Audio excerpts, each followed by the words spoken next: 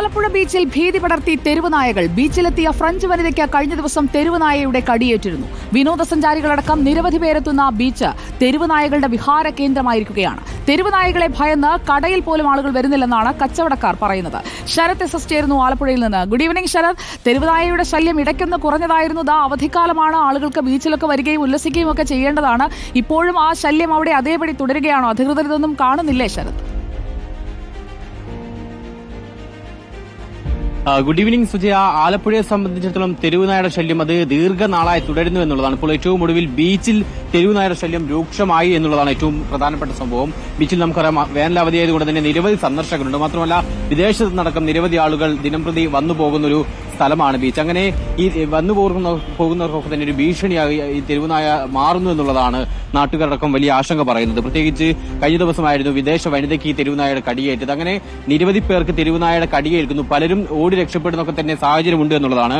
പ്രത്യേകിച്ച് പ്രഭാത സവാരിക്കും മറ്റു വ്യായാമത്തിനുമൊക്കെ തന്നെ നിരവധി പേർ ബീച്ചിലേക്ക് വരാറുണ്ട്. പക്ഷേ ഈ സാഹചര്യത്തിൽ അങ്ങനെ വരാൻ ഇപ്പോൾ മടിക്കുന്നു എന്നുള്ളതാണ് ഏറ്റവും പ്രധാനപ്പെട്ട കാര്യം. മാത്രമല്ല ഈ കടകളിലേക്കൊക്കെ തന്നെ ആളുകൾ ഇറങ്ങാൻ മടിക്കുന്നു. ഈ പട്ടി നായ ഉള്ളത് കൊണ്ട് തന്നെ ഈ ഇത്തരത്തിൽ കടകളിലൊക്കെ തന്നെ ആളുകൾ എത്താൻ മടിക്കുന്നു എന്ന ആശങ്ക കൂടി കട ഉടമകൾ ഉൾപ്പെടെ മുന്നോട്ട് വെക്കുന്നുണ്ട്. നമുക്കിപ്പം നാട്ടുകാർ കൂടിയുണ്ട്. നിലവിൽ എങ്ങനെ തെരുവുനായ ശല്യം? ശല്യമുണ്ട് ഇവിടെ, തെരുവുനായന്റെ ശല്യമുണ്ട്. പിള്ളേർക്ക് ബുദ്ധിമുട്ടാണ്. കടവിലൊക്കെ കച്ചവടം കുറയുന്നുണ്ട്. ആളുകൾ വന്നിരിക്കാൻ ബുദ്ധിമുട്ടുണ്ടാകുന്നു പേടിച്ചിട്ട്. അത് പൊതുജനത്തിന് പുറത്തുള്ള ടൂറിസ്റ്റുകൾക്ക് ഇറങ്ങാൻ ഒക്കുന്നില്ല, പൊതുജനത്തിന് ഇറങ്ങാൻ ഒക്കുന്നില്ല. ഭയങ്കര ബുദ്ധിമുട്ടാണ്. അതുകൊണ്ട് എത്രയും പെട്ടെന്ന് എന്തെങ്കിലും ഒരു തീരുമാനം എടുക്കണം. അധികൃതരോടൊക്കെ ശ്രദ്ധയിൽപ്പെടുത്തിയിരുന്ന വിഷയം ഇത് പെടുത്തിയാന്ന് അറിയത്തില്ല, നമ്മൾ ഇതിനെക്കുറിച്ച് അറിയത്തില്ല. ആദ്യം ഒരു ടീം വന്നാൽ അത് എടുത്തുകൊണ്ട് പോയായിരുന്നു. പിന്നെ അത് കഴിഞ്ഞിട്ടൊരു റിപ്പോർട്ട് ഇതുവരെ വന്നിട്ടില്ല. ശല്യം കൂടുന്നല്ലാതെ കുറയുന്നില്ല. സുജയ, ഓരോ ഭാഗത്തുമാണ് ഇത്തരത്തിൽ നായകൾ കൂട്ടം കൂടി നിൽക്കുന്നത്. ഇത്തരത്തിൽ ആളുകൾ പോകുന്ന സമയത്ത് അല്ലെങ്കിൽ ഏതെങ്കിലും തരത്തിൽ ഭക്ഷണം കഴിക്കുന്ന സമയത്തൊക്കെ തന്നെ ഇവരുടെ അടുത്തേക്ക് വന്ന് കടിക്കുന്നു, പുറകെ ഓടുന്നു. ആ രീതിയിലുള്ള പ്രതിസന്ധിയാണുള്ളത്. പ്രത്യേകിച്ച് കുട്ടികളടക്കം, പിഞ്ചുകുട്ടികളടക്കം ബീച്ചിൽ മറ്റും വരുന്നതാണ് വേനലവധി ആയതുകൊണ്ട് തന്നെ. അങ്ങനെ നിരവധി പേർ ഈ ബീച്ചിനെ ആശ്രയിക്കുന്ന സമയത്താണ് എന്തായാലും ഇപ്പോൾ ഈ ഒരു പ്രതിസന്ധി മുന്നോട്ട് വെക്കുന്നത്.